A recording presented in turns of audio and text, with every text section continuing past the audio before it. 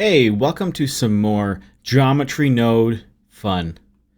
And today we're going to work on a projectile system that you can add to your animations. So let's get to it. Plane. And this is going to be just my base object for my geometry node setup. Create new geometry nodes. And I'm going to call this projectile system. And now this system here, we don't move it. It doesn't get moved. So I'm going to lock all these axes because everything is going to be done with objects outside of it that this thing uses. Kind of like a game asset or thing you'd use in game creation. So what we're going to do is use the simulation zone to shoot some points. And this is how it's done. So right now I have two empties. Here, I'm just going to go like this, remove that. So I have two empties. One I have named as the firing point, and the other one is the aiming point. And these are important because between these two creates a vector which the point fires in the direction of. So let's just show you how it's done. So we're going to go Shift A, search point. Nope, not that one. Shift A, search point. There we go. We have our point. Now I want this point origin location to always be at the firing point. So right now we're going to bring in our firing point and our aiming point. And I forgot to mention that this is parented to this. So if I rotate that, it follows. And that's important because then you can do a whole bunch of things. So I'm going to go Alt-R and clear that. Now we can take the firing point and the position, location into the position. So you can see when I move that, that point is always going to be at that empties position. Alt-Tab. Now what we want to do is create a vector. So we're going to create a vector and we're going to use a store named attribute. Shift A, search store named attribute, and this is going to be a vector, and I'm going to name this shoot. And that vector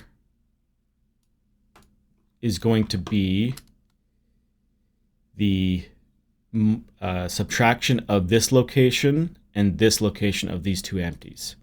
So we're going to go to here, and we're going to use a vector math. Vector math. Go add, but then we want to subtract.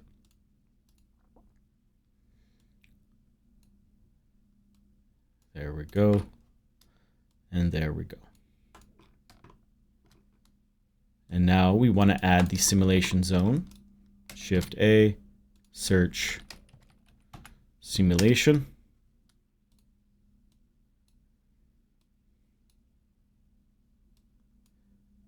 Now we want to add a named attribute.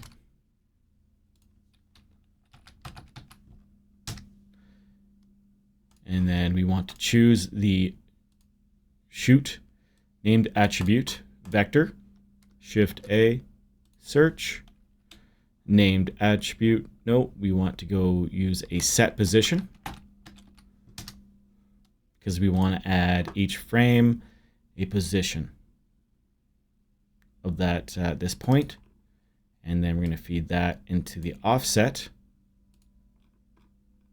So there we go. So each frame that fires. And the length of this vector is the length of between these 2 points. So if I make this shorter, it's going to be shorter.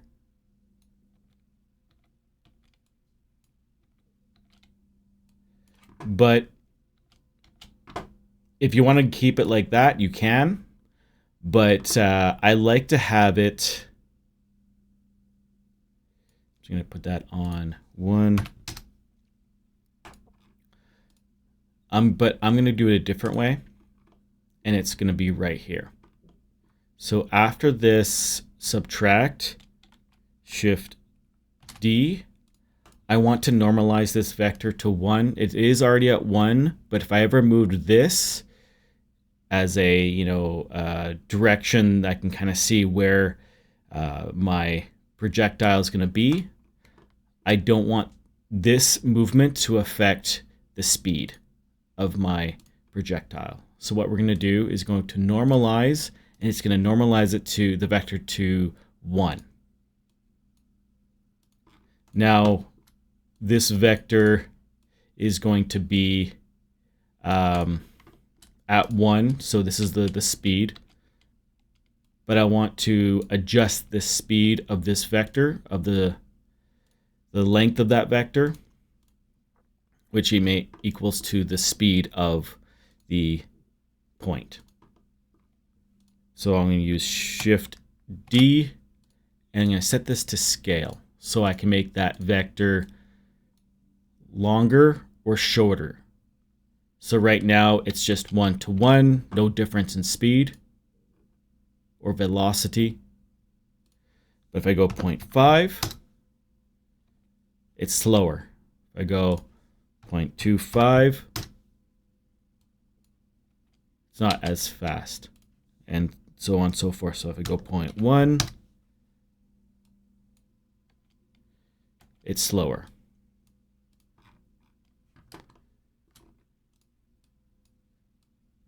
So with this, you can do a lot of little things.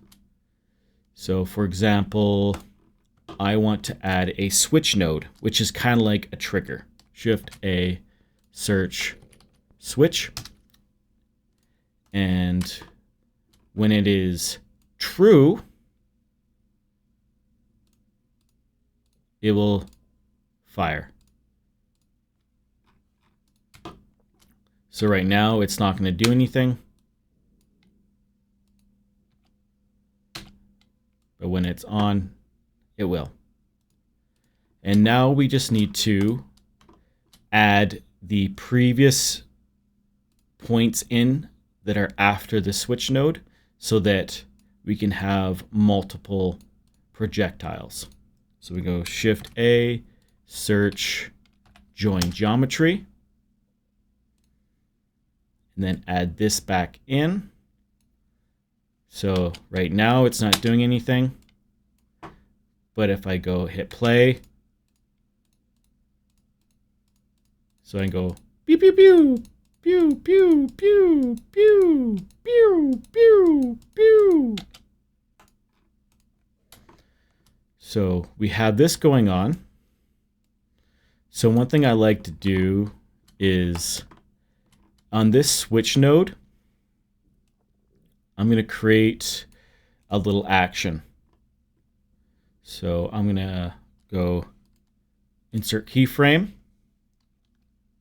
move 1 frame over, turn on, insert keyframe, and then turn off, insert keyframe. So right now, we have this action here. So 2 ways of doing it.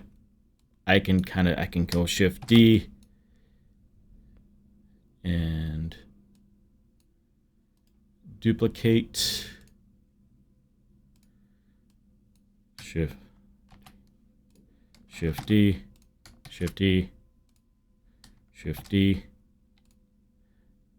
and then so on and so forth. So depending on my animation that I'm working on. So that's one way of adding like a impulse trigger to the shooting system. So I'm going to get rid of those keyframes. Another way of I like to do it is, so with this action, I'm going to go to the dope sheet and action editor, and maybe no, non-linear. I'm going to get this one. So right now we have this geometry nodes action. Push that down, and now I can Shift D, Shift D, Shift D, and I like to bring these up so it's all in one action. And so I can use the NLA to add some stuff here.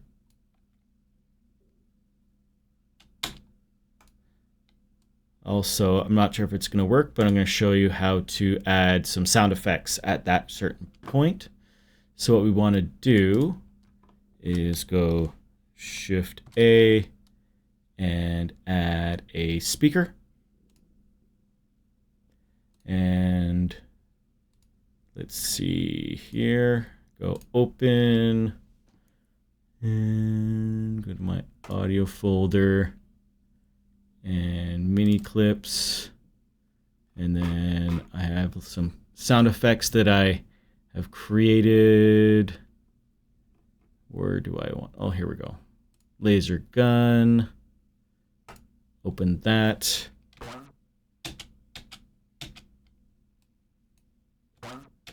I'm not sure if that's going to record well through this thing here.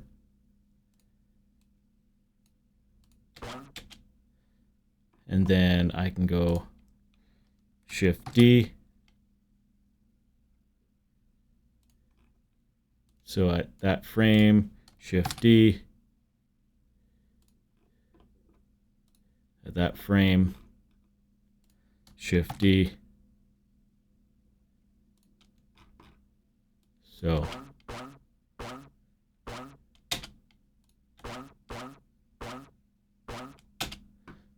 we can do stuff like that.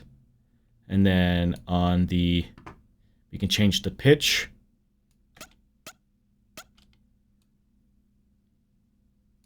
So this is actually a good way of adding sound effects at certain points, and then if you want to bring them into your recording software, add a like a MIDI triggering, and then you can do some sampling of these sound effects. So you can set it to, like, you know, trigger at a certain frequency, so you can sample some stuff there. So now we're going to go back to our projectile system here.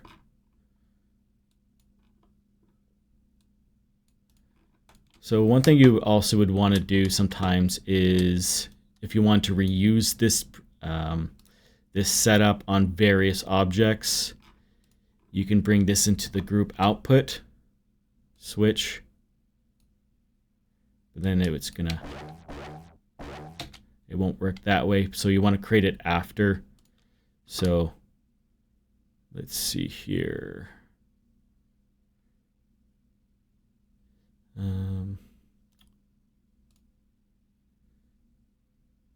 Let's add a keyframe. And then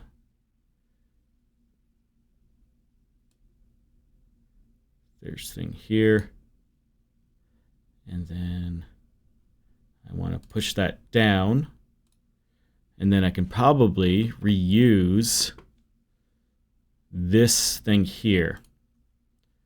So action clip, and I want to use this one.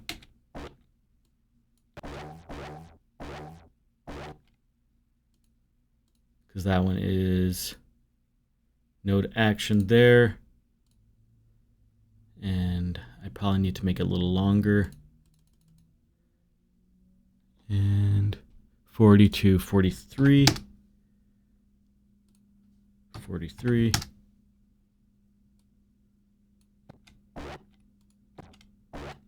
But yeah, if you do things out of order, they don't work very well. So here, I'm going to delete these. And then I'm going to go that. Actually, no. Insert keyframe. Move over one frame. Turn it on. Insert keyframe. Move it over. Turn it off.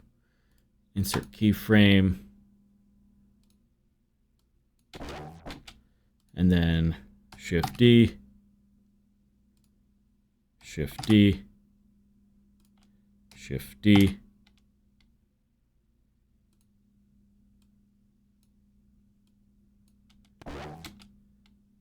And then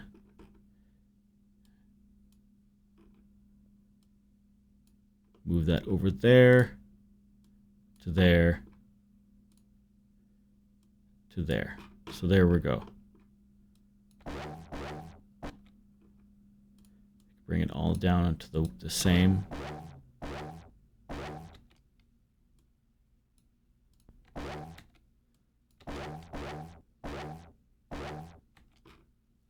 So that's one way of doing that. And now I can change the sound effect on the speaker to another one that I created. Kaboom.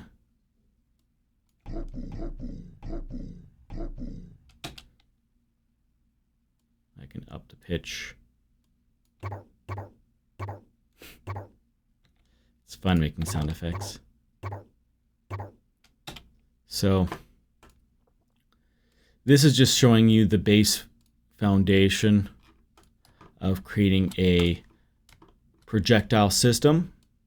And next video, I'll show you how to add some projectiles to this. But I wanted to show you that, like, say, for example, if I hit play, actually, so when I move that, the projectiles follow the direction.